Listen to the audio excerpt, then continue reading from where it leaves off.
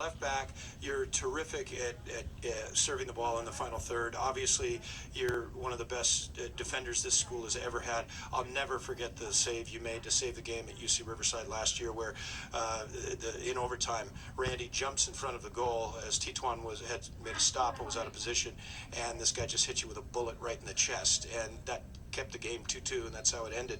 But talk about how much you run up and down the field and sometimes have to really move laterally across the field to the center or even the far side. Yeah, it just depends on the play, but sometimes I'll break down to the right-hand side where I have to go all the way and make a couple saves, but I try to hit like 8 miles a game. That's what I try to hit, usually like 7.5.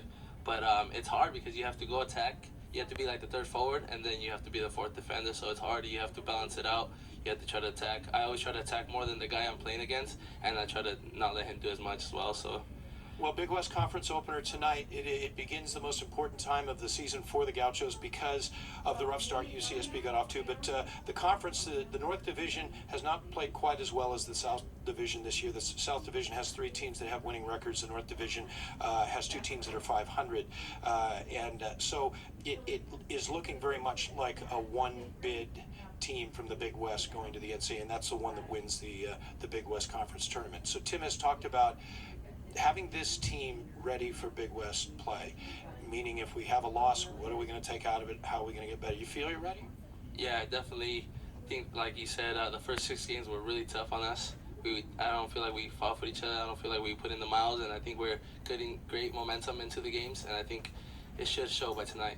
It should. You know, what's interesting, Gaucho fans out there, is Randy has used the word fight once and the word fought once. And it's apropos because Randy Mendoza is very skilled in boxing. You study boxing, you dabbled in boxing, you worked out in boxing, and when you watch the Gauchos train, Randy is obviously the team leader, and there are guys that are physically bigger on this team than Randy. And Tim Von Steek told me one time when we were having dinner, he said, no one on that team will mess with Randy Mendoza. What is it about boxing that got you into it?